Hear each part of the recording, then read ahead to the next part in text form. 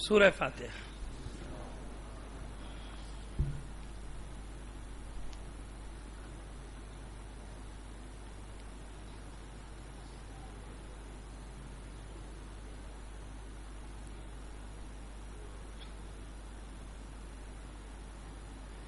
اعوذ باللہ من الشیطان الرجیم، بسم اللہ الرحمن الرحیم، الحمد للہ رب العالمین، الصلاۃ والسلام علی اشرف الانبیاء والمرسلین، سیدنا و نبینا ابی القاسم محمد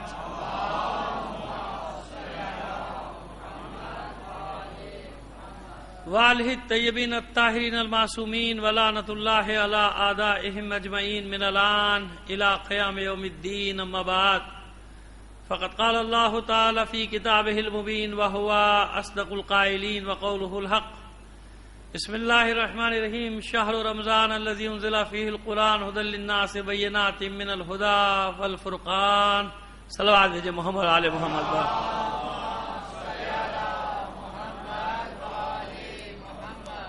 آپ سے درخواست گزار ہوں سید غلام حسین نقوی کے والدین مرحومین، زوجہ مرحومہ، بھائی اور ہمشیرہ مرحومہ، اس خاندان کے دیگر مرحومین اپنے مرحومین اور شہداء کو شامل کر کے ایک سورہ فاتحہ پڑھ کر بخش دیجیے گا۔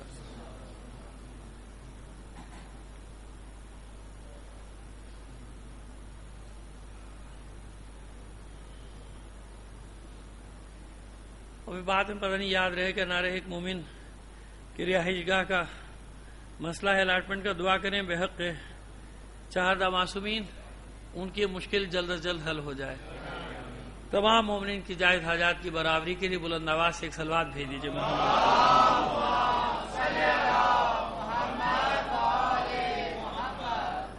اس سے بہتر انداز میں ایک اور صلوات بھیج دیجیے گا۔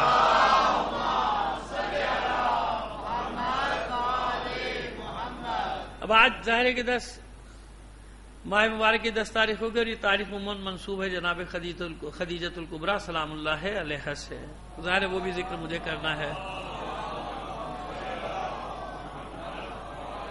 وہ ذکر کو بھی لانا ہے اپنے مضمون کے اندر رہتے ہوئے، اور کل ظاہر ہے کہ وہ بات رہ گئی تھی جب ہم نے عرض کیا تھا کہ سلسلے وار چل رہے ہیں، بات تو روزے سے ہی متعلق ہے۔ اسی روزے کی آیات کے ساتھ جو آیت ذکر ہوئی ہے جس کی طرف ہم نے اشارہ کیا تھا، وہاں سے بات شروع کریں گے، کیونکہ دعا اور رمضان کا تعلق ظاہر ہے کہ عام ایام میں دعائیں مانگنا اور رمضان میں تو مخصوص دعائیں بھی آپ ہر نماز کے بعد بھی پڑھتے ہیں، تو بڑا تعلق ہے۔ اسی لیے جہاں روزے کے احکام آئے ہیں، جہاں سے آیت شروع ہوئی ہے یا ایھا الذین آمنوا کتب علیکم الصیام، وہیں پر پھر آگے جا کے 186 میں آیت آتی ہے وَإِذَا سَأَلَكَ عِبَادِی عَنِّی فَإِنِّی قَرِیبٌ أُجِیبُ دَعْوَةَ الدَّاعِ إِذَا دَعَانِی فَلْیَسْتَجِیبُوا لِی وَلْیُؤْمِنُوا بِی لَعَلَّهُمْ یرشدون۔ اس دعا پر بھی بات کریں گے، دعا کیا ہے، اور پھر دیکھیں گے بات کہاں تک جاتی ہے قرآن میں، کون کون سی دعائیں، کہاں کہاں کی دعائیں، اور پھر کوشش کریں گے ملکۃ العرب کا تذکرہ جو ہے وہ بھی ساتھ ہی ساتھ ہو جائے۔ دعا اور رمضان کا بڑا گہرا تعلق۔ شعبان ختم ہوتا ہے تو دعائے شعبانیہ ہے نا، شعبان کی ختم، اسی دعائے شعبانیہ میں رمضان کا تذکرہ ہے کہ اب جو آنے والا مہینہ ہے، آنے والا مہینہ ایسا، آنے والا مہینہ ایسا، وہ سارا ذکر ہے، بہت بڑا خطبہ ہے جس کو دعائے شعبانیہ یا خطبہ شعبانیہ کہا گیا۔ پھر دعائے افتتاح ہے نا، جتنی دعائیں اس ماہ مبارک میں پڑھ سکتا ہے آدمی، جتنی پڑھ سکتا ہے دعائیں، جتنا وقت نکال سکتا ہے دعاؤں کے لیے نکالے۔ یہاں وہ قربت کی بات ہے، بندے سے قریب ہونے کی بات ہے۔ وَإِذَا سَأَلَكَ عِبَادِي عَنِّی فَإِنِّی قَرِیبٌ، جب میرا بندہ، اے رسول، جب میرا بندہ آپ سے پوچھتا ہے میرے بارے میں، اذا سألک، جب آپ سے سوال کرتا ہے، یعنی اصل میں جو خطاب ہو رہا ہے آیت میں، وہ کس سے خطاب ہو رہا ہے؟ پیغمبر ختمی مرتبہ صلی اللہ علیہ وآلہ وسلم سے۔ وَإِذَا سَأَلَكَ عِبَادِی، جب میرے بندے آپ سے سوال کرتے ہیں، میرے بارے میں سوال کرتے ہیں، وَإِذَا سَأَلَكَ عِبَادِی عَنِّی، میرے بارے میں پوچھتے ہیں، خدا کے بارے میں سوال کرتے ہیں، کہاں ہے، کس طرح، یا جو بھی سوال کرتے ہیں، دعا پوری نہیں ہوتی، پریشانیوں کا ذکر کرتے ہیں، تو آپ ان سے کہیے فَإِنِّی قَرِیبٌ، میں تمہارے بہت قریب ہوں۔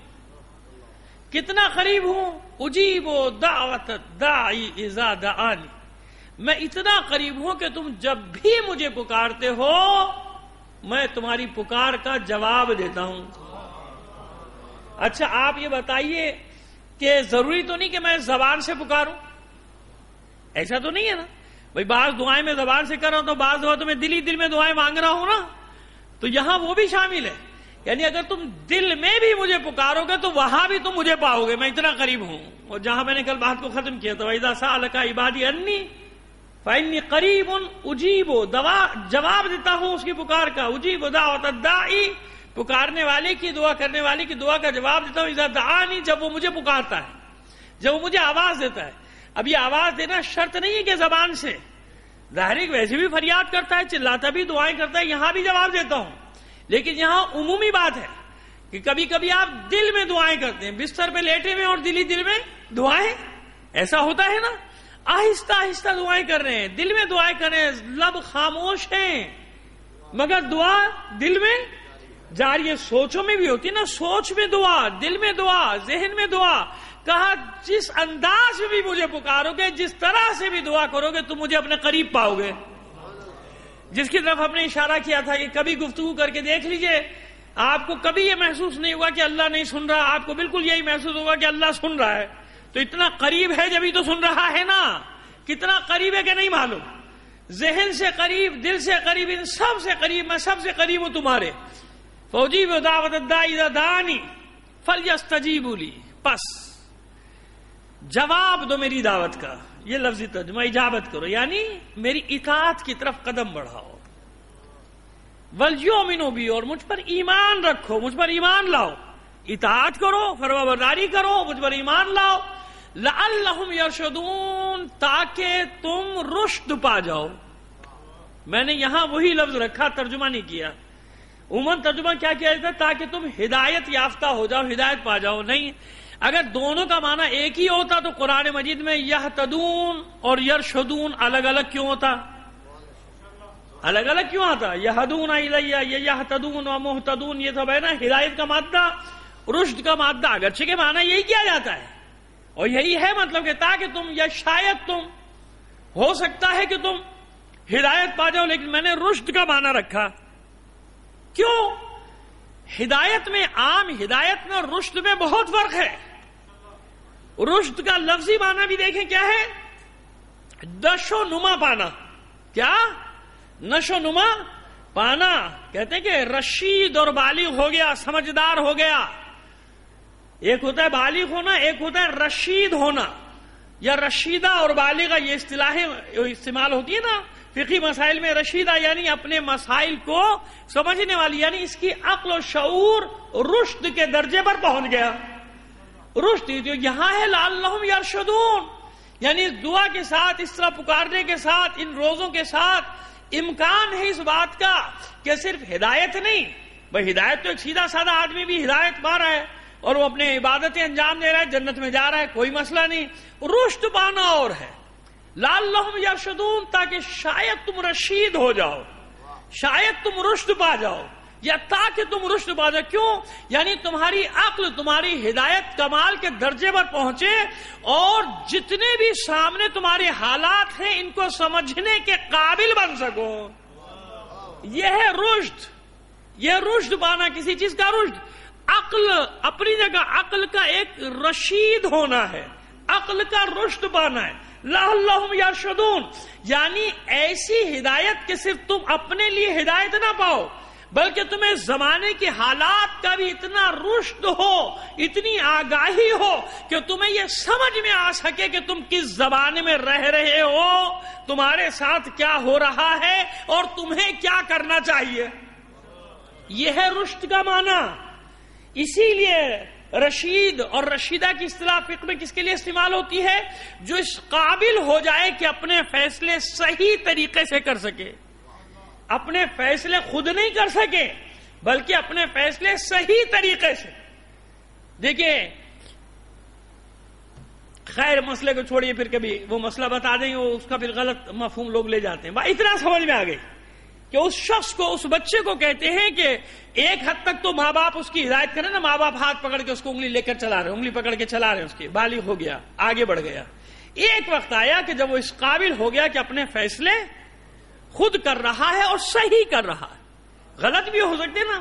تو جو اپنے فیصلے خود کرتا ہے اور صحیح فیصلے کرنے کے قابل ہوتا ہے اسے کہتے ہیں عاقل اور رشید. یعنی ہر عاقل رشید نہیں ہوتا، لیکن رشید جہاں پر استعمال ہوگا تو پہلی شرط ہے کہ عقل تو اس میں ہوگی ہی ہوگی. اس لیے کہتے ہیں عاقل ہو، بالغ ہو، رشید ہو. یا عاقلہ، بالغہ اور رشیدہ. بعض مقامات پہ عورت کو اختیار دیا گیا ہے نا، جہاں ماں باپ صحیح فیصلے نہ کر پائے یا مخبوط الحواس ہوں، لیکن خاتون جو ہے وہ سمجھدار ہو، پڑھی لکھی ہو، تو اللہ اور اس کے رسول نے اسے اختیار دیا ہے. وہاں یہ شرط لگائی ہے کہ اگر رشیدہ ہے یعنی صحیح فیصلے اپنے زندگی کے کر سکتی ہے تو اسے یہ حق دیا ہے. بس اتنا سا سمجھ لیجئے. صلوات بھیجیے محمد آل محمد پر. یہ ہے رشد کا معنی. اس لیے اس آیت میں رشد کا معنی کہ اگر تم اس طرح پکارو گے، اس طرح عبادت کرو گے تو یقیناً، کیونکہ دیکھیے روزہ خود رشد پیدا کر رہا ہے نا. بھوک پیاس ابھی عام معنی، ظاہری معنی کی بات کر رہے ہیں. ظاہری معنی میں یہی ہے نا کہ بھوک پیاس، تڑپ، دھوپ، شدت، گرمی، صبر، بے صبری، ان سب چیزوں میں تمیز ہو رہی ہے نا. صبر میں، صابر میں اور بے صبرے میں، صبر کرنے والے میں، بے صبرے میں تمیز ہو رہی ہے نا. روزہ رکھنے والے میں، روزہ نہ رکھنے والے میں. تو یہ ساری تمیز جو پیدا ہوتی ہے، یعنی کہ رشد بڑھ رہا ہے نا اس کا. یعنی 11 مہینے کا کمال ایک طرف ہے، 1 مہینے کا کمال ایک طرف ہے. یہی رشد کہہ لیجئے، کمال یعنی رشد. یعنی 11 مہینے میں جتنی منزلیں حاصل کرتا ہے اس سے زیادہ یہ 1 مہینہ اس کو، اس کی عقل میں، اس کو کمال کی منزل تک، یعنی اس کو رشید بناتا ہے، اس میں رشد پیدا کرتا ہے. اس لیے زیادہ تاکید دی گئی کہ اس مہینے میں اور زیادہ دعاؤں کی طرف آؤ. بس یہ دعا کیا ہے؟ اب آتے ہیں دعا کی طرف. یہ جو رمضان میں ہم دعائیں کرتے ہیں، رحمتوں کا مہینہ، مغفرت کا مہینہ، نجات کا مہینہ، میلے کا مہینہ، تماشے کا مہینہ، انعامات گھر کا مہینہ، انعاموں کا مہینہ، موبائل ملنے کا مہینہ، گاڑیاں ملنے کا مہینہ، ناچ گانے کا مہینہ. اب تو یہ سب شامل ہو گیا نا.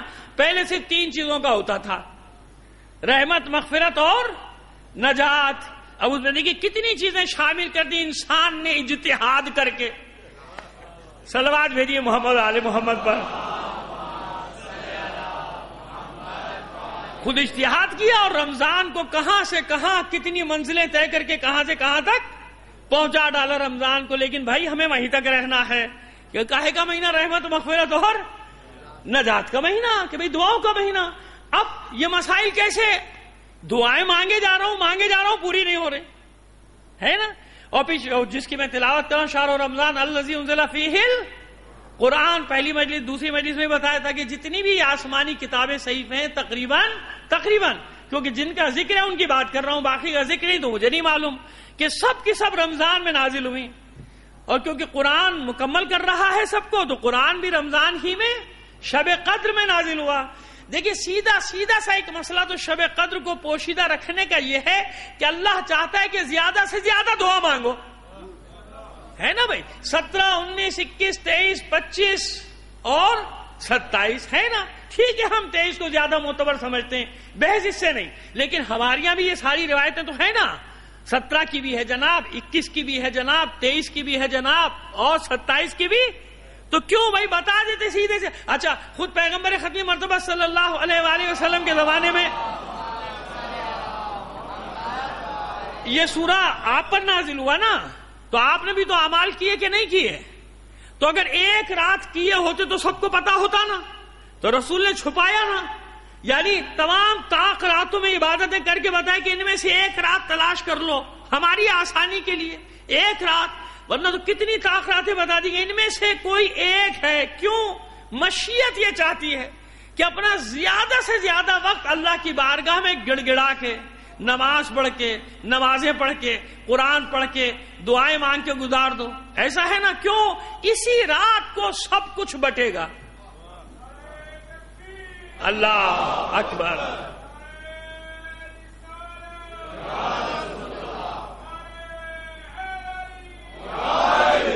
آئیے اب جو مطلب آپ کے سامنے پیش کرنے جا رہے ہیں انشاءاللہ. اسی رات بٹے گا. کس کے ہاتھوں سے بٹے گا؟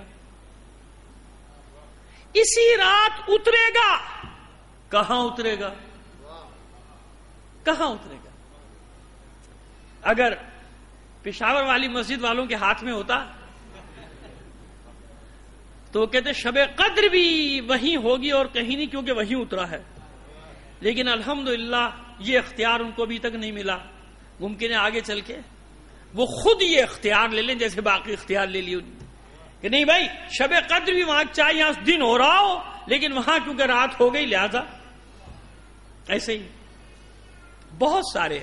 حالانکہ وہ بات تو برسبیل تذکرہ ہوئی تھی لیکن وہ بڑا اہم مسئلہ ہے. یورپ اور امریکہ میں کیونکہ ہماری مجلس سب جگہ سنی جا رہی ہے، چاہے وہ سننے والوں کی تعداد معدود چند ہی کیوں نہ ہو، معدود افراد ہی کیوں نہ ہو، لیکن سن رہے ہیں، لائیو جاتی ہے، چند لوگ سن لیتے ہیں ہماری آواز بھی، 10-20 آدمی کو. یہ نہیں کہہ رہا کہ بڑا میرا سیٹلائٹ پہ جا رہا ہے اور پوری دنیا میرا پیغام سن رہی ہے، میری تقریر سن رہی ہے، لاکھوں لوگ وہاں بیٹھے ہیں، کروڑوں کا مجمع یہاں بیٹھا ہوا ہے، ایسا کوئی سلسلہ نہیں ہے. لیکن ہاں میں جانتا ہوں کہ 20-25 آدمی کہیں نہ کہیں بیٹھ کے وہ کہہ رہے ہیں 50 تک، تو چلیں یہی بالکل صحیح فیگر ہے کیونکہ وہ فیگر وہاں پہ آ رہی ہے، تو 50 آدمی تو وہاں بھی سن رہے ہیں نا.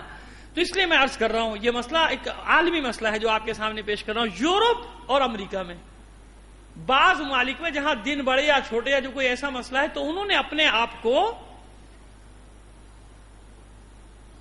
موقع یعنی پابند کیا ہے سعودی عرب کے ساتھ، حجاز کے ساتھ نہیں. یہ ان کے باپ کا ملک ہے اس لیے اپنے باپ کے نام پہ رکھا ہے سعودی عرب. یہ شرک نہیں ہوا، یہ بدعت نہیں، بھائی حجاز ہے. لیکن جب ان کی حکومت آئی تو انہوں نے کہا باقی سب تو شرک ہے مگر اپنے باپ کے نام پہ ملک کا نام رکھ دینا شرک نہیں ہے، بدعت نہیں ہے. لہذا آپ سمجھتے ہیں سعودی عرب، سعودی عرب کا کیا نام ہے اس کا؟ یہ تو اپنے باپ کے نام پہ آل سعود کے نام پہ رکھا ہوا ہے. ان کو دادا جو تھا ان کا سعود، اس سعود سے پہلے شاہ سعود سے پہلے والا سعود اس کے نام پہ رکھا ہوا ہے سعودی عرب، اور اس کے اوپر کوئی نہیں چیختا. اور کہتے بھی یہ المملکۃ السعودیۃ العربیہ، اسلامی نہیں ہے بھائی. خدا کا شکر ہے کہ آپ کے ملک کے ساتھ اسلامی لگتا ہے، اسلامی جمہوریہ پاکستان میں اسلامی نہیں لگتا. المملکۃ السعودیۃ العربیہ یعنی عرب کی سعودیوں کی مملکت، یہ عربی مملکت جو سعودیوں کی ملکیت ہے وہ ملک، اس کا پورا نام ہے، پڑھ لیجئے گا نوٹوں پہ.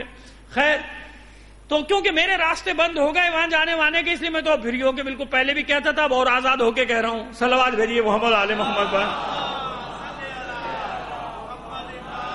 پہلے بھی مشکل تھی، اب ایسے کام کچھ کر دیے کہ اب بالکل ہی بند ہو گیا، تو اب تو بالکل ہی آزاد ہو گیا ہوں سب کچھ کہنے میں. لیکن انشاءاللہ میرا یقین ہے کہ جاؤں گا اور ضرور جاؤں گا، ان کا انجام دیکھنے کے لیے جاؤں گا، یہ میری تمنا ہے. صلوات بھیجیے محمد آل محمد پر.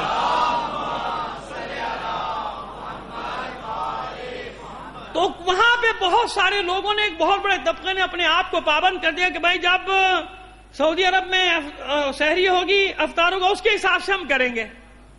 میں تمام عالم اسلام کے فقہا کے سامنے سوال رکھ رہا ہوں. میرا جا رہا ہے نا، میں نے کہا نا کہیں تک جو سب جگہ میری بات جاری ہے، وہ مجھے قرآن اور سنت کی روشنی میں ثابت کر دیں.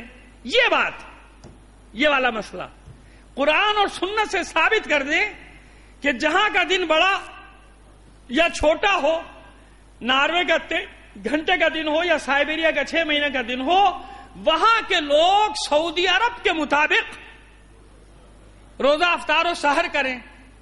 چیلنج کر رہا ہوں قرآن اور سنت سے، یا جو ائمہ اربعہ وہاں اور ہمارے ائمہ تاریخ، ہمارے تو مسئلہ ہی نہیں ہے، ثابت کر دیں کہیں سے یہ بات کہ جن کے یہاں اتنا لمبا دن ہوتا وہ سعودی عرب کے حساب سے کریں. کیوں نہیں کر سکتے؟ اب مجھے یہ بتاؤ کہ اگر سعودی عرب کے حساب سے کرنا ہے تو وہاں تو خود 1-1 گھنٹے کا فرق ہے. مدینے کے حساب سے کریں یا مکے کے؟ کہاں کے حساب سے کریں؟ نجران کے حساب سے کریں کہ نجد کے حساب سے؟ وقت ایک ہے نا سعودی عرب کا، وہاں تو خود روز اور افطار کا وقت الگ الگ ہے. اتنا بڑی زمین ہے ان کی، کس شہر کے حساب سے کرو گے؟ کوئی فقہی حقیقت نہیں اس مسئلے کی، کوئی فقہی حقیقت نہیں، کوئی ثابت نہیں کر سکتا. کہیں سے یہ ثابت نہیں کہ جس کے یہاں دن بڑے یا چھوٹے ہو وہ سعودی عرب کو اپنا مرکز قرار دے دے. کس نے کہا یہ؟ کہاں سے دلیل ہے؟ کون سی شرعی دلیل اس کے اوپر ہے؟ کوئی شرعی دلیل اس کے اوپر نہیں ہے۔ مسئلہ کیا ہے؟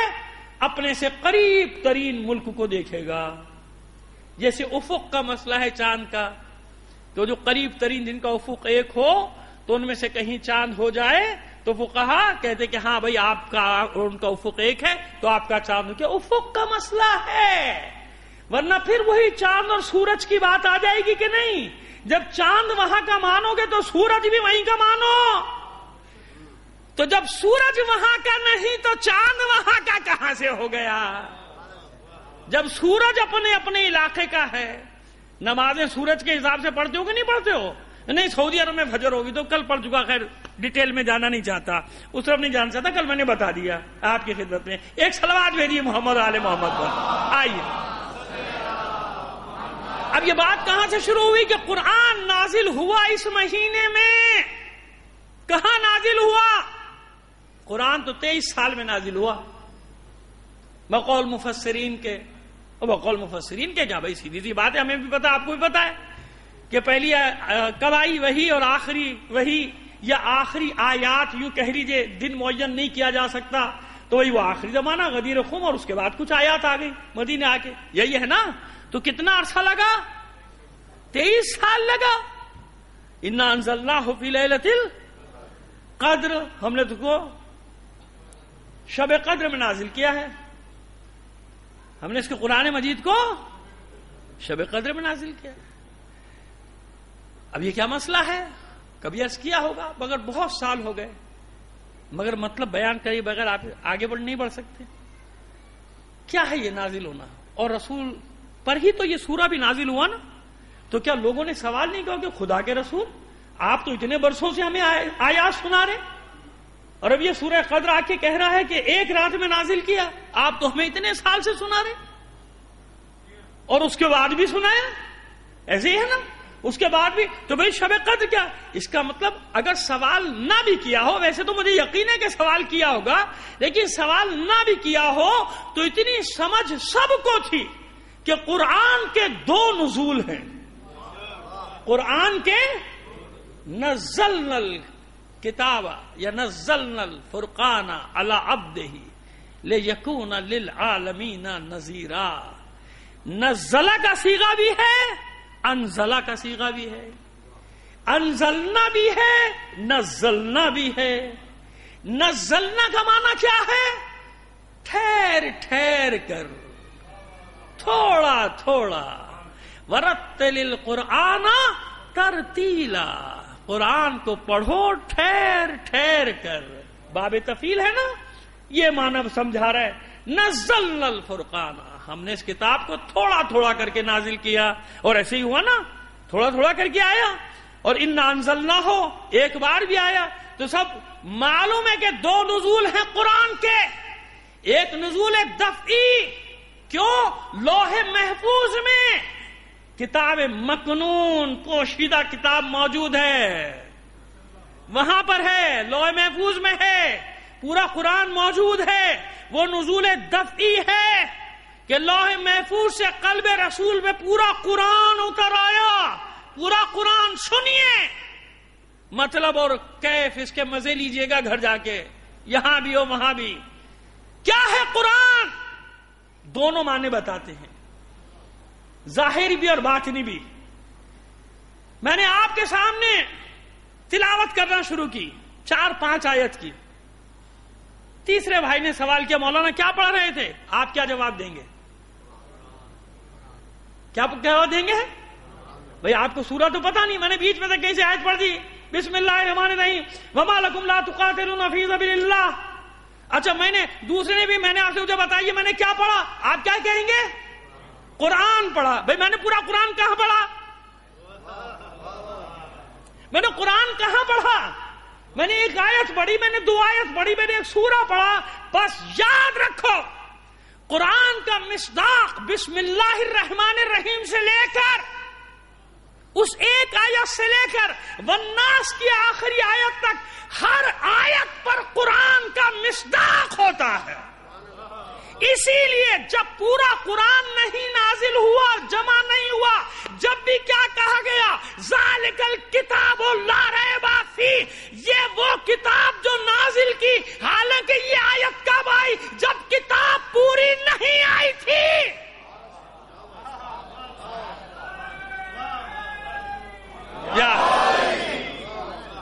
بھائی پوری کتاب کہاں آئی؟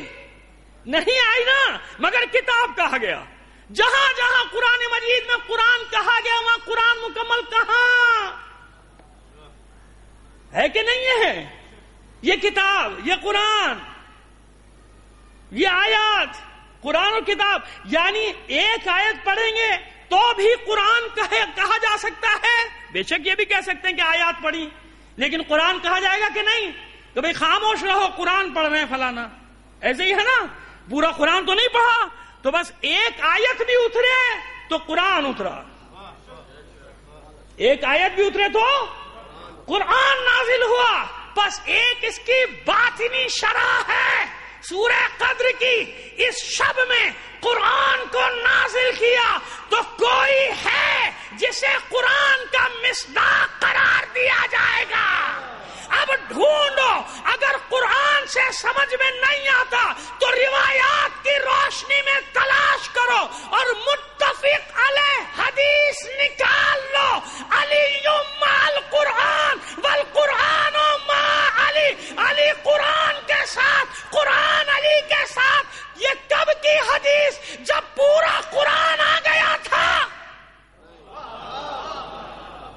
پورا قرآن نازل ہو گیا تھا؟ نہیں نا، حدیث پہلے کی ہے، قرآن بعد میں مکمل ہوا۔ بتایا جا رہا ہے جیسے قرآن کی ہر آیت،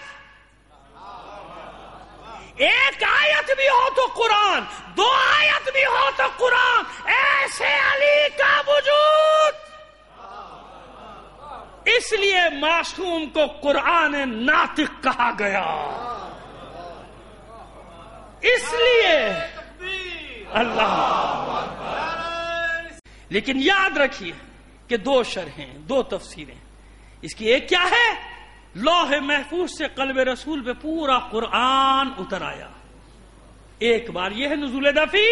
اور یہ شب قدر کی، سورہ قدر کی ظاہری تفسیر کی جاتی ہے، اور ظاہر بھی حجت کہ شب قدر میں یا تو لوح محفوظ پہ آیا، کچھ لوگوں نے یہ کہا کہ شب قدر میں لوح محفوظ پہ نازل ہوا، اور ہم لوگوں نے اور ہمارے ساتھ اور ہمارے بہت سارے اہل سنت علماء بھائیوں نے کیا کہا کہ نہیں، شب قدر وہ جب لوح محفوظ سے قلب رسول پر آیا، پورا قرآن آ گیا نا۔ اب جیسے جیسے حکم آ رہا ہے ویسے ویسے آیات کی تلاوت، یہ وہ نزول تدریجی ہے۔ کیا ہے؟ نزول تدریجی ہے۔ جیسے معصوم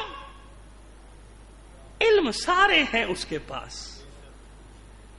ساعت قیامت تک کا علم ہے نا، یہ تو مولا کا فرمان ہے، نہج البلاغہ میں بھی ہے کہ چاہوں تو ایک ایک واقعہ جو ہونے والا ہے تمہارے ساتھ، جو کیفیت ہے، وہ سب بتا سکتا ہوں، ہے نا؟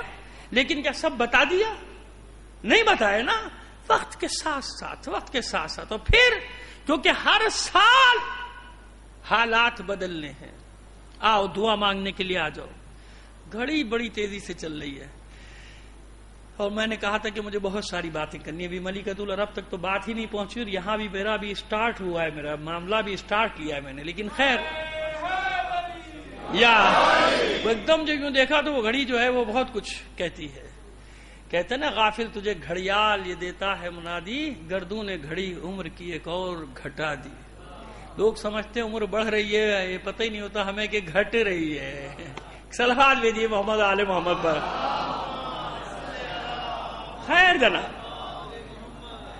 جناب، بات کو آگے بڑھائیں۔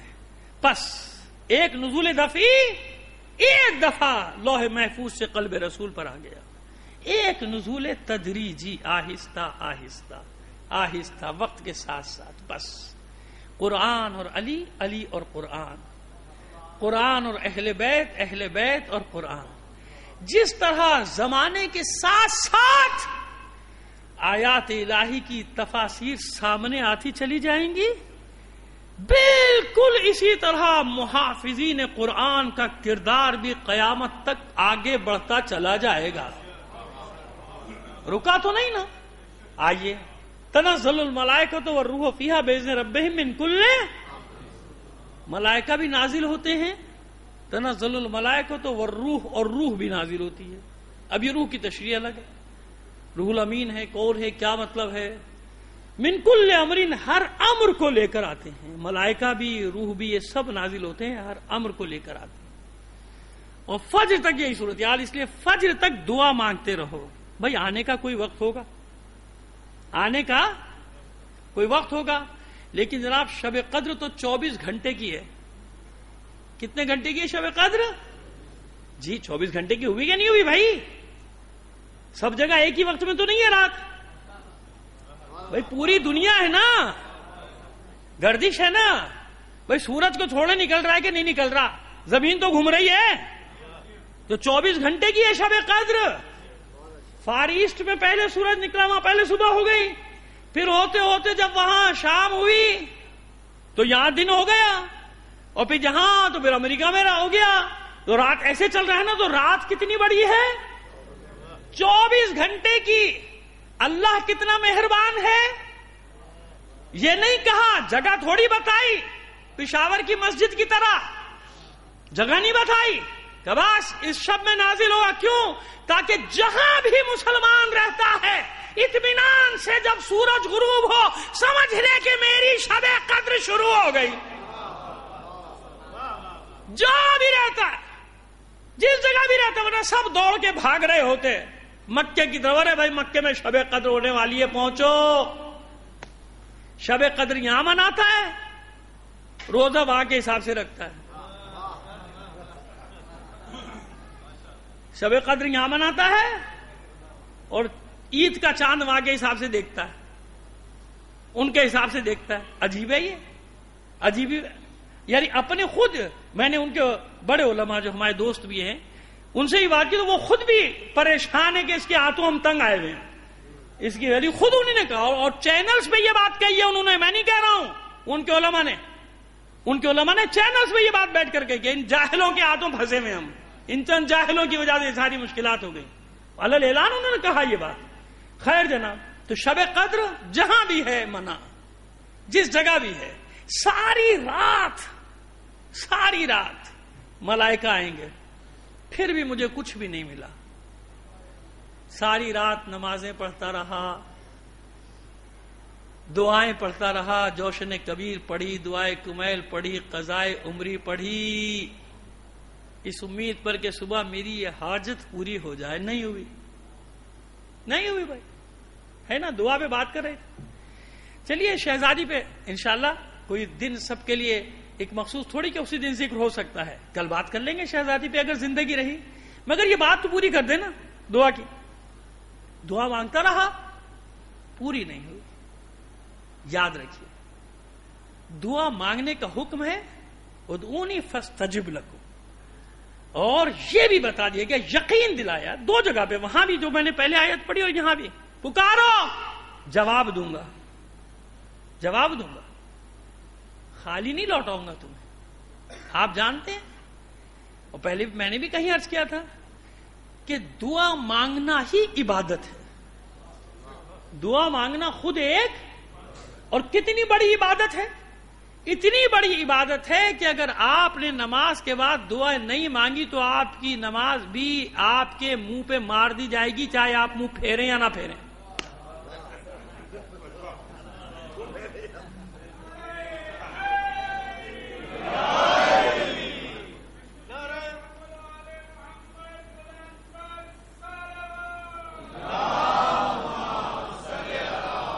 سمجھ میں آ گئی بات؟ بے نیازی کس کی صفت ہے؟ صرف اللہ بے نیاز ہے. غنی کون ہے؟ صرف اللہ. ہم سب محتاج ہیں. جو دعا نہیں مانگتا نماز کے بعد، اس کی نماز کی اللہ کو کیا ضرورت ہے؟ تمہاری نماز سے اللہ پہ کیا اثر پڑ رہا ہے؟ دعا کے لیے تو تم سے، نماز کے لیے. سلاد کا خود معنی کیا ہے؟ وہ نماز نہ پڑھنے والے بھی بڑے ہوشیار ہیں. کہیں گے مولانا نے دیکھو وہی معنی بتا دی نا جو ہم کہتے ہیں سلاد کے معنی نماز کا، سلاد کے معنی تو دعا ہے. نہیں پڑھنے والوں کی بڑی بڑی ترکیبیں، ان کے پاس بھی بڑی بڑی چیزیں ہیں. تو میں خود کہہ رہا ہوں کہ بھئی یہ تو ہے ہی دعا. سلاد کا معنی کیا ہے؟ دعا.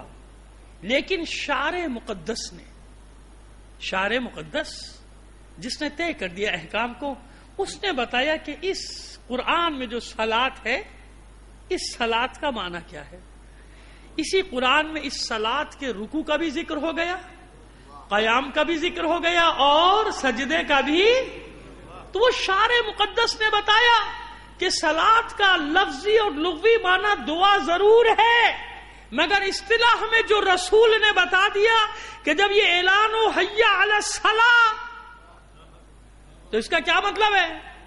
دعا کی طرف آؤ نہیں، وہ خاص عبادت کی طرف آؤ، جس کا ترجمہ کیا جاتا ہے نماز۔ یہی ہے نا، ایسے ہی ہے نا۔ آئیے، پس دعا نہیں مانگی تو کس چیز کا اظہار ہوا؟ تکبر۔ تکبر، اچھا تم بے نیاز ہو، تمہیں کوئی حاجت نہیں تو ہمیں تمہاری نماز نہیں چاہیے، جاؤ منہ پہ مار دی تمہیں، لے جاؤ نماز اپنی۔ اس لیے دعا مانگنا خود عبادت قرار پایا، پوری ہو یا نہ ہو دعا مانگنے کا ثواب اللہ کی بارگاہ میں گڑ گڑایا ہے، بھائی محتاجی ظاہر کی ہے، عبادت۔ اب ماننے نہ ماننے کے مسائل ہیں بہت سارے جو مختصر بتا دیں۔ دعا مانگتے رہو، بھائی ایک چیز تو ہو رہی ہے نا، کیا عبادت تو ہو رہی ہے نا۔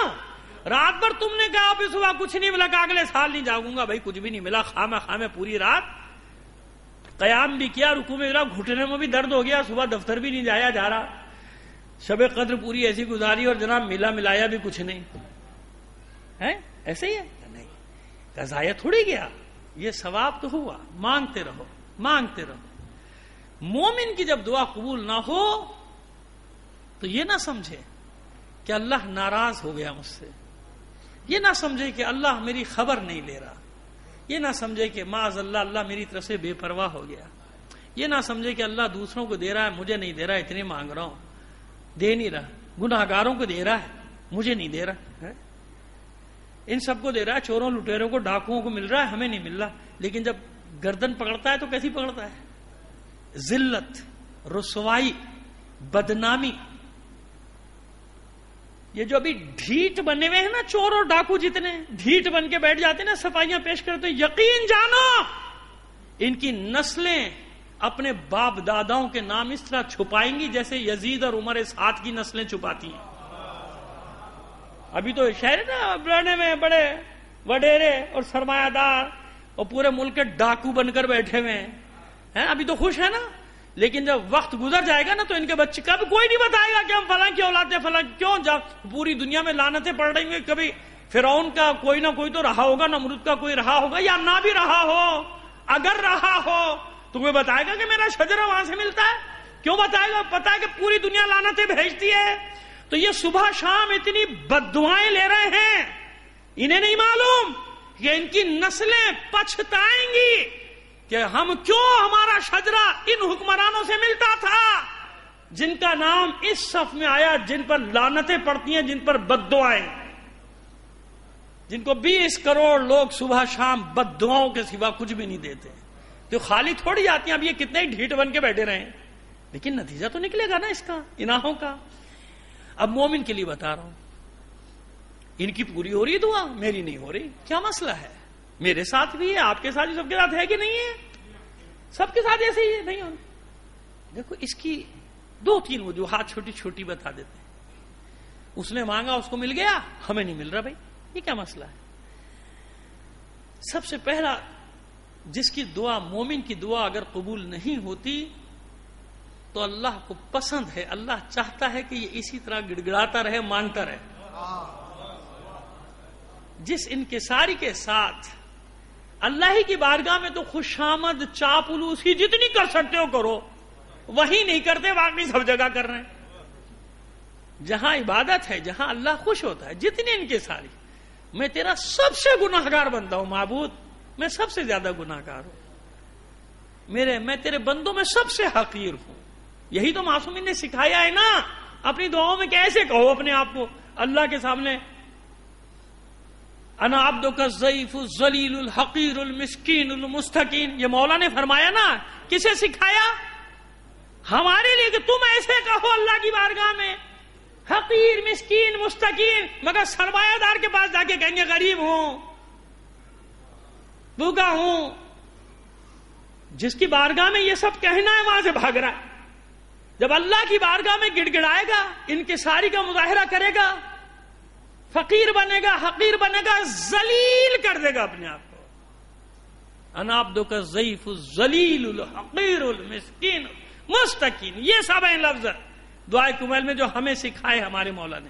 میں تیرا ذلیل بندہ ہوں، میں تیرا حقیر بندہ ہوں، میں تیرا فقیر بندہ ہوں، میں مسکین ہوں، میں گناہگار ہوں، میں معصیت کار ہوں.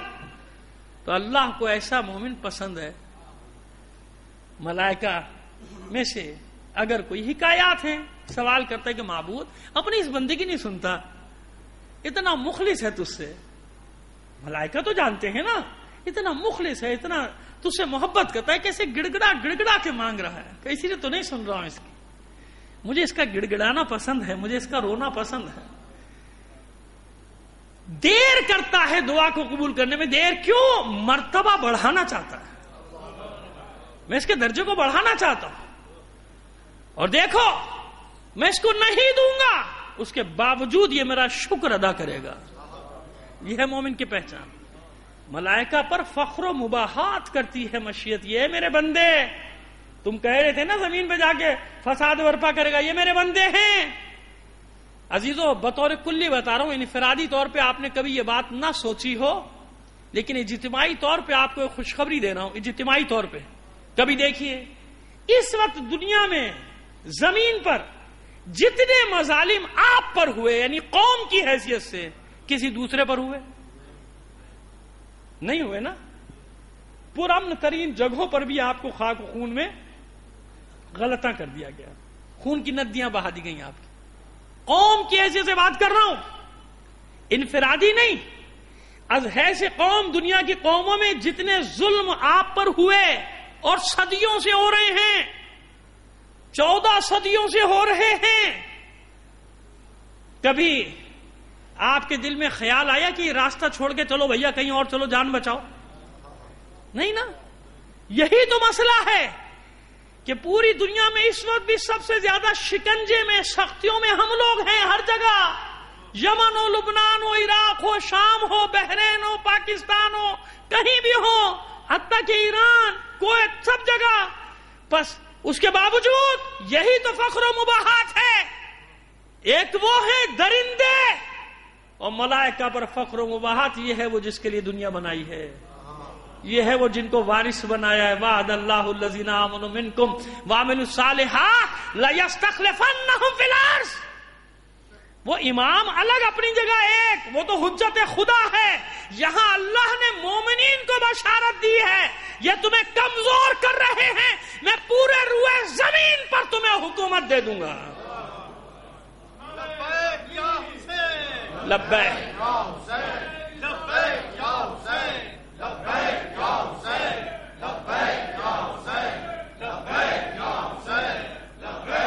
سمجھ میں آ گئی بات؟ یار آئیے پھر آ جائیے شب قدر کی طرف. دعا مانگنے کا حکم دیا گیا، پتہ چل گیا کہ کیوں دعا مانگو. اس لیے دعا مانگتے رہو کہ دعا خود عبادت ہے. کسی کی دعا اس لیے قبول نہیں ہوتی کہ اس کو معلوم ہی نہیں کہ یہ دعا قبول ہو جائے گی تو الٹا میرا نقصان ہو جائے گا.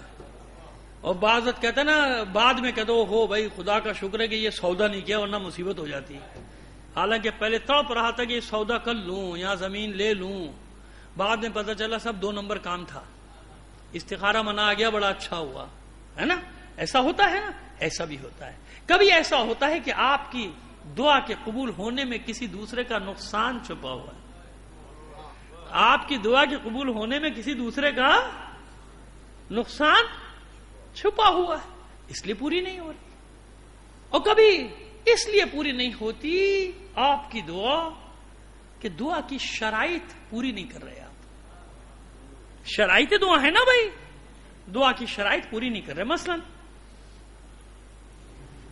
ہمارے پاس تو ہم تو کوئی آپ کو ہمیشہ سے بتاتے چلے آ رہے ہیں، کوئی تعویذ گنڈے والے مولوی نہیں ہیں بھائی، لیکن ظاہر ہے کہ وظائف الابرار، مفاتیح الجنان، ان سب میں اتنے خزانے ہیں. صحیفہ سجادیہ معصومین نے اتنے دے دی ہیں چیزیں کہ ضرورت ہی نہیں کسی اور دروازے پہ جانے کی. اب ان میں کچھ وظیفے ایسے ہیں کہ جو صبح کی نماز کے بعد کے پڑھنے، اب پریشان ترین آدمی آتا ہے ہمارے پاس اور آ کے کہتا ہے مولانا کوئی وظیفہ بتا دیں، اور ایسا پریشان ہوتا ہے کہ واقعی ترس آتا ہے کہ اور جینوئن پریشانی کے واقعی، اور اس کو جب بتاتے ہیں کہ بھئی یہ وظیفہ ہے اور صبح کی نماز کے بعد کر لیجئے گا، وہ فوراً منہ لٹک گیا، مولانا کوئی دن والا بتا دیں۔ اتنا پریشان ہے، پیروں کے پاس جا رہا ہے، جعلی پیروں کے پاس بھی جا رہا ہے، سب کچھ کر رہا ہے، صبح اٹھنے کو تیار نہیں، صبح کی نماز نہیں کو وظیفہ تو دن والا بتائیں، شام والا بتائیں، یہ صبح فجر والا بڑا سخت وظیفہ ہے۔ سمجھ میں آ رہی ہے بات؟ تو بھیا بولتے اب وہ دعا کا وقت ہی صبح کا ہے، عطار ہو، رومی ہو، رازی ہو، غزالی ہو، کچھ ہاتھ نہیں آتا بے آہ سحر گاہی۔ یہ اقبال نے کہا ہے بھائی، کسی کو کچھ نہیں ملتا جب تک وہ سحر بیداری نہ ہو۔ سحر کے وقت کی جو تڑپ ہے، جو آواز ہے، جو پکار ہے، اس کا مزہ اور اس کا نشہ ہی کچھ اور ہوتا ہے۔ صلوات بھیج دیجئے محمد آل محمد پر، بے آہ سحر۔ تو بھائی اب وہ دعا کی شرط ہے، اب یہ وظیفہ اسی وقت پڑھنے کا، وہ کیا کرے؟ اچھا بھائی جب دل چاہے پڑھ لینا، جاؤ چلے جاؤ، کیا کرے؟ ایسے ہی ہے نا، بس یاد رکھیے۔ اب یہ کہاں نازل ہوا اور کب نازل ہوا اور کس پر نازل ہوا؟ من کل امر، آخری بات اس سلسلے کی انشاءاللہ زندگی رہی پھر کل کی مجلس میں، پرسوں کی مجلس میں، جیسا پہلے عرض کیا تھا، وہ گاڑی جب اسٹارٹ ہوتی ہے تو وہ آخری اسٹیشن تک پہنچ ہی نہیں پاتی۔ حالانکہ آج تھا کہ 10 تاریخ کی مناسبت سے کچھ بات کریں گے شہزادی کی شان میں، لیکن کوئی بات نہیں، زندگی رہی تو کل ہر دن معصومین کا دن ہے، کوئی بات نہیں، کل کر لیں گے، ٹھیک ہے؟ مگر یہ بات کو ایک نتیجے تک پہنچانا ہمارے لیے ضروری تھا۔ لیلۃ القدر، ایک صلوات بھیج دیجئے محمد آل محمد۔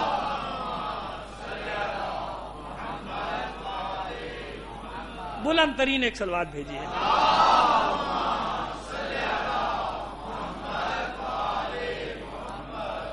ہر امر کو لے کر آ رہے ہیں، پورے سال کا رزق، اب جو تشریح بتائی گئی وہ یہی بتائی گئی نا، نوکری، رزق، اولاد، شادی، بیاہ، جو کچھ ہے سب بانٹا جائے گا۔ آج رات بد نصیب ہے جو نہیں جاگا، اسے نہیں ملے گا، حالانکہ سب کو مل رہا ہے۔ جو شب قدر نہیں منا رہے انہیں بھی مل رہا ہے کہ نہیں مل رہا ہے؟ انگریزوں کو مل رہا ہے، عیسائیوں کو مل رہا ہے، یہودیوں کو مل رہا ہے، ہندوؤں کو مل رہا ہے، مسلمانوں میں سب کو مل رہا ہے۔ جو مومن نہیں جاگتا اسے بھی، جو سوتا ہے اسے بھی مل رہا ہے، جو جاگتا ہے اسے بھی مل رہا ہے، سب مل رہا ہے نہیں مل رہا ہے؟ لیکن حقائق کچھ اور ہے، امر کہیں آ رہا ہے، کہیں پہ کچھ آ رہا ہے، کچھ خاص رزق ہے جو بانٹا جا رہا ہے۔ رزق صرف یہ کھانے والا، یہ کھانے کی چیز رزق نہیں ہے، سمجھ گئے آپ؟ کچھ ہے روح کی غذا، علم کا رزق بانٹا جائے گا، روح کا رزق بانٹا جائے گا، عقل کا رزق بانٹا جائے گا، رشد کا رزق بانٹا جائے گا، شعور کا رزق بانٹا جائے گا، ہدایت کا رزق بانٹا جائے گا۔ رزق کی تشریح کرتے جائیں تو ایک مجلس الگ چاہیے کہ رزق، اور ظاہر ہے کہ علماء اگر بیٹھے ہیں اور آواز تو سنی رہے ہیں، وہ سب جانتے ہیں جو میں بات کہہ رہا ہوں کہ رزق کی کتنی تفصیل ہے۔ ان اللہ یرزق من یشاء بغیر حساب کا مطلب سرمایہ دار ہونا نہیں، یہ بڑے بڑے فقہا پر یہ آیت کی تطبیق ہوتی کہ اللہ جسے چاہتا ہے علم کے رزق سے ایسے بے حساب نواز دیتا ہے۔ سمجھ میں آ رہی ہے؟ ہم نے اشارہ کیا، صرف یہ ہم نے اشارہ کیا کہ رزق سے مراد کیا ہے، سب بٹے گا۔ کہاں آ رہا ہے یہ امر؟ آخر کوئی تو جگہ ہوگی، نہ مکے کا ذکر ہے نہ مدینے کا ذکر ہے، کسی مقام کا ذکر تو ہے نہیں، بس کہیں ہے امر آ رہا ہے، جہاں ملائکہ بھی آ رہے ہیں، جہاں روح بھی آ رہی ہے، امر بھی آ رہا ہے، تو کہاں آ رہا ہے؟ اگر بانٹنا ہے وہیں سے بانٹ دیں ملائکہ، لیکن نازل یعنی اوپر سے نیچے کیوں آ رہا ہے؟ نزول کا مادہ ہے نا، نزول کا سے مشتق ہوا ہے، نزول ہے، نزلہ ہے، آ رہا ہے، اوپر سے نیچے نازل ہو رہا ہے۔ جو بات تو کہاں آ رہا ہے بھائی؟ کدھر آ رہا ہے بھائی؟ تو کبھی تشریح کی تھی نا امر کی، کہ امر کسے کہتے ہیں؟ امر کی تعریف کیا ہے؟ یسألونک عن الروح قل الروح من امر، آپ سے روح کے بارے میں سوال کرتے ہیں، آپ کہیں کہ اللہ کے امر میں سے ایک امر ہے روح، کل امر نہیں ہے، کچھ امر ہے۔ امر کیا ہے؟ انما امرہ اذا اراد شیئا ان یقول لہ کن فیکون۔ امر کی تعریف قرآن نے کی ہے، قرآن نے خود کی ہے سورہ یاسین میں، انما امرہ اذا اراد شیئا ان یقول لہ کن فیکون. امر یہ ہے، کیا ہے امر؟ اللہ کا ارادہ. اللہ کے ارادے کا نام ہے امر، اللہ کا نام نہیں ہے. یہی تو غلط فہمی ہو جاتی ہے. اللہ کا نام نہیں ہے امر. امر کس کا نام ہے؟ ارادہ ربی کا نام امر ہے. اور ارادہ ربی کیا ہے؟ یقول لہ کن فیکون. جب وہ کہتا ہے ہو جا تو ہو گئی، یہ ارادہ ربی کا نام امر ہے. اب یہ ارادہ ربی جہاں بھی چلی جائے، اب ارادہ ربی کا ایک اور ترجمہ کروں قرآن کی زبان میں. ارادہ ربی یعنی مرضی ربی، رضائے رب، ارادہ رب، رضائے رب، ارادہ رب، مرضی رب. اللہ کا ارادہ، اللہ کی مرضی، امر اسے کہتے ہیں. امر کسے کہتے ہیں؟ ارادہ ربی کو، مرضی ربی کو.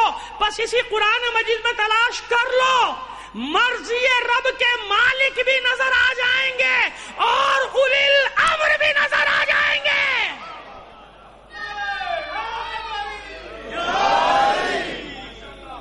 تشریح کسی اور وقت، کل یا پرسوں زندگی رہی تو، کیونکہ آپ کے اذہان عالیہ پہنچ گئے. اب خامخواہ میں جو بات سمجھ میں آ جائے اس کی تفصیل میں جانا مناسب نہیں. سمجھ میں آ گیا؟ اولی الامر بھی قرآن میں ہے. صاحبان امر کیا مطلب؟ حاکم وقت نہیں، جو ارادہ ربی رکھتا ہو وہ ہوتا ہے اولی الامر. امر ہے جو نازل ہوتا ہے. تو بس جب امر نازل ہو رہا ہے تو اس بات کا اعلان کر رہا ہے کہ جب تک امر آتا رہے گا ایک نہ ایک اولی الامر موجود رہے گا. یا جب تک امر آتا رہے گا ایک نہ ایک اولی الامر کا وجود ضروری ہے. یہاں سے بات پھر کہیں اور نکل جائے گی. ختم کر دیا آپ کی زحمتوں کو ہم نے یہیں پر. اب چلیے مصائب کے باب میں ذرا سا ذکر کر دیں. فضائل کے باب میں پھر انشاءاللہ زندگی رہی. کل یا پرسوں ملیکۃ العرب کا پس عزادارو. مرضی رب کہاں ہے؟ ارادہ ربی کہاں ہے؟ اشہد انک کنت نورا فی الاصلاب الشامخہ والارحام المطہرہ. جنہیں اللہ نے ارحام مطہرہ قرار دیا، جنہیں اصلاب شامخہ قرار دیا، زمانہ جاہلیت کے کفار قریش نے ان کی عصمت و طہارت کی گواہی دی. یہ اعزاز مادر زہرا کو حاصل ہے، بس اور کسی کو نہیں. یہ اعزاز مادر زہرا کا ہے کہ فاطمہ سے پہلے اگر کسی کو طاہرہ کا لقب ملا تو وہ فاطمہ کی ماں ہے خدیجۃ الکبریٰ. اور لقب دینے والے بھی کفار قریش جیسے پست لوگ. اس پست معاشرے میں جس ہستی کو طاہرہ کا لقب مل جائے اس کی عظمت کیا ہوگی، اس کی عظمت کیا ہوگی. ہم کچھ بھی کہہ لیں مگر اتنی مرضی رب تو جناب خدیجہ بھی جانتی ہیں کہ وہ کس کے لیے خلق ہوئی ہیں اور کون ان کے لیے ہے. کف وہ ہے نا، ہمسر ہے نا، ورنہ کتنے بڑے بڑے رشتے آئے تھے، ٹھکرا دیے نا، ٹھکرا دیے نا. دولت مندوں کے تھے، ثروت مندوں کے تھے، ٹھکرا دیے نا. اور عبداللہ کے یتیم کے لیے رشتہ خود بھیج دیے. عبداللہ کے یتیم کے لیے رشتہ خود بھیج دیا. دنیا اپنی دولت خدیجہ کے قدموں پہ نچھاور کرنے کے لیے تیار تھی. خدیجہ نے اپنی ساری دولت محمد کے قدموں پہ نچھاور کر دی. سب کچھ اس دولت کے بارے میں تو بتا دیں گے کبھی، لیکن مصائب کے تھوڑا سا جملہ پڑھنا چاہتے ہیں کہ 2.5 سے 3 سال آپ ایک ایسی خاتون کا تصور تو کیجئے کہ جو سونے کا چمچہ لے کر پیدا ہوئی ہو. اس زمانے میں مکے میں اس کا گھر ایسا ہو کہ گرمی کی شدت کا گزر نہیں ہو سکتا تھا. جیسے آج آپ اے سی لگاتے نا، اے سی، اس زمانے کے حساب سے اتنا ٹھنڈا گھر تھا جناب خدیجہ کا، جس کا پوری منظر کشی ہے.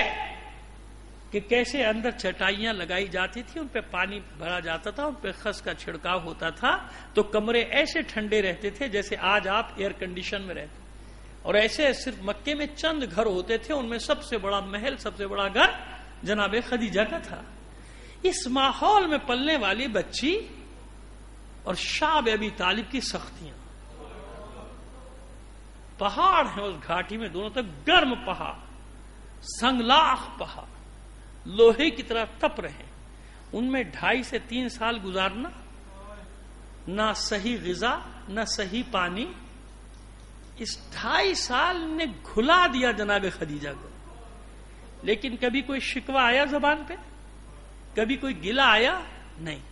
کیوں؟ اللہ نے منتخب کیا ہے نا جناب خدیجہ کو کہ اگر پاک ترین مال خدیجہ کا ہوگا تو اسلام کی خاطر جو پاک ترین خون بہایا جائے گا اس میں بھی خدیجہ کا شیئر.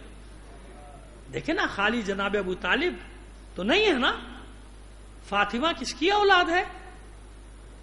خدیجہ کی بیٹی خدیجہ کی ہے. تو جتنے بھی فاطمہ کے بچے قتل کیے جا رہے ہیں تو خدیجہ کے بچے ہیں نا. پاک ترین خون بھی خدیجہ کا اسلام کے لیے بہایا گیا، اور پاک ترین مال بھی. گھل گئی تھی.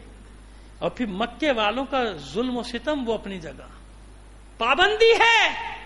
مکے کی خواتین مل نہیں سکتی تھی جناب خدیجہ سے، ملنے پر پابندی.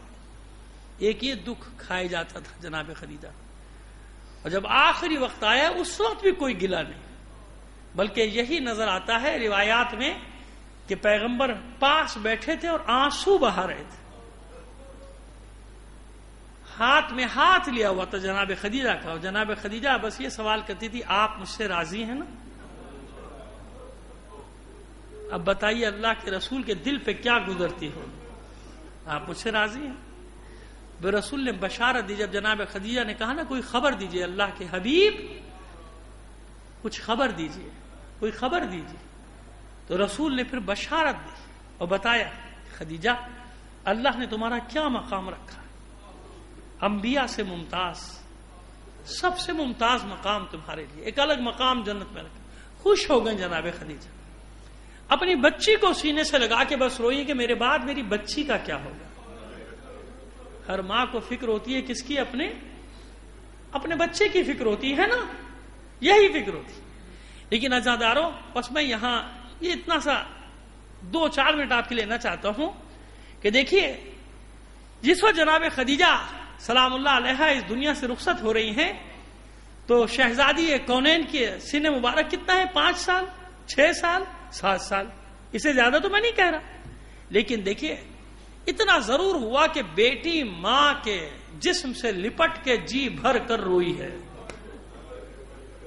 ایسے ہی ہے نا، بیٹی کسی نے نہیں روکا، دلاسا دیا باپ نے، تسلی دی رسول نے، سب کچھ، لیکن روکا نہیں. جی بھر کے روئی، اپنی ماں کے لیے جی بھر کے روئی، رخصت ہوئی ماں سے. لیکن عزاداروں، جب یہی بچی اپنے بابا کے لیے روتی تھی تو میں تو آپ کو اور آگے لے جانا چاہ رہا ہوں، اور آگے لے جانا چاہتا ہوں. یہی سن تھا نا 5-6 سال فاطمہ کا. جب ماں رخصت ہوئی، سکینہ کتنے سال کی تھی کربلا میں؟ اس لیے فاطمہ آج تک اپنے بچوں کا ماتم کر رہی ہے، رو رہی ہے کہ اسے اپنی ماں کے جنازے پہ رونے تو دیا گیا.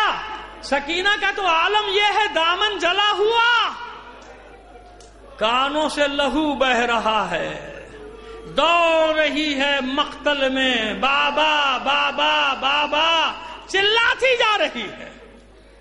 عزاداروں، یہ وہ بچی ہے جو حسین کے سینے پر سونے کی عادی ہے، اور جب آگے بڑھا ہے حمید ابن مسلم کہ اس بچی کے دامن کی آگ بجھا دوں، تو تڑپ کر پیچھے ہٹ کر کہتی ہے، بچی ہو آرابی دور رہنا مجھ سے، میں سیدانی ہوں، میرے قریب مت آنا. وہ رک گیا. حمید بن مسلم کہتا ہے کہ بچی میں تو تیرے دامن کی آگ بجھانا چاہتا ہوں، نیکی کے ارادے سے آگے بڑھ رہا ہوں. تو بچی کہتی ہے اگر نیکی کرنا چاہتا ہے تو بس یہ بتا دے نجف کا راستہ کدھر ہے. یہی ہے نا عزیز. بس آخری جملہ اور سن لیجئے. جب بابا کا سر سکینہ کو زندان میں ملا تھا نا تو سینے سے لگا کر کبھی کسی کے سامنے گلے نہیں کیے سکینہ نے، مگر جب بابا کا سر ملا تو کلیجے سے لگا کر کہتی تھی بابا مجھے چھوڑ کر کیوں چلے گئے؟ اگر چھوڑ کر جانا ہی تھا تو اپنے سینے پر سونے کا عادی کیوں منایا تھا؟ بابا جب جب میں نے آپ کو تڑپ کر پکارا شبر ملون مجھے تماچے مارا۔ الا لعنت اللہ علی القوم الظالمین وسيعلم الذين ظلموا أي منقلب ينقلبون۔ باری الہا بحق محمد و آل محمد ہمارے اس قلیل عمل کو قبول فرما لے، اپنی حاجات اپنے امام زمانہ کے توسل سے تیری بارگاہ میں پیش کرتے ہیں۔ دنیا میں جہاں کہیں بھی مومنین آباد ہیں ان کی جان و مال عزت و آبرو کی حفاظت فرما، عزاداران حسین کو اپنے حفظ و امان میں رکھ۔ جو مومنین عزادار ہونے کے جرم میں شہید کر دیے گئے انہیں شہدائے کربلا کے ساتھ محشور فرما۔ جو بیمار ہیں بے حق بیمار کربلا انہیں شفاء کاملہ و عاجلہ عطا فرما۔ جو اسیر ہیں بے حق اسیران کربلا انہیں رہائی عطا فرما۔ معبود تمام مومنین کی جائز حاجات کو پورا فرما دے، خاص طور پر جو بے اولاد ہیں انہیں اولاد نرینہ عطا فرما دے، جو بے روزگار ہیں انہیں روزگار دے دے، جو برسر روزگار ہیں ان کے رزق حلال میں برکت عطا فرما دے۔ معبود جو پریشان حال ان کی پریشانیوں کو دور فرما دے، جو مومنین اپنے بچوں کے رشتوں کی طرف سے پریشان ہیں ان کی پریشانیوں کو دور فرما دے۔ معبود مومنین کو شاد و آباد رکھ۔ معبود یہ یمن شام لبنان میں جس فتنے نے عراق میں سر ابھارا ہے اس فتنے کا سر کچل کے رکھ دے۔ مومنین کو فتح و نصرت عطا فرما۔ معبود ہمارے ملک کی حفاظت فرما، ہماری سرحدوں کی حفاظت فرما۔ دہشت گردوں کو نیست و نابود کر دے، ان کے ٹھکانوں کو برباد کر دے، ان کے سرپرستوں کو ذلیل و رسوا کر دے۔ ہماری پاک افواج کو جلد از جلد ان دہشت گردوں پر آخری ضرب لگانے کی توفیق عطا فرما۔ ہم اس قابل نہیں ہیں، اس قابل بنا دے جب تیری آخری حجت کا ظہور ہو تو ہم اس کے ادنا سے سپاہیوں میں شامل ہو سکیں۔ ایک اور خاص میرے بھائی نے کہا ہے ان کی رہائش کا مسئلہ ہے الاٹمنٹ کا، دعا کریں پروردگار بحق محمد و آل محمد ان کا مسئلہ جلد از جلد حل ہو جائے۔ تعجیل فرما ظہور امام زمانہ میں آپ سے درخواست کروں گا کہ سید غلام حسین نقوی کے والدین مرحوم، ان کی زوجہ مرحومہ، ان کے بھائی اور ہمشیرے مرحومہ، اس خاندان کے دیگر مرحومین اپنے مرحومین اور تمام شہداء کو شامل کر کے ایک سورہ فاتحہ پڑھ کر بخش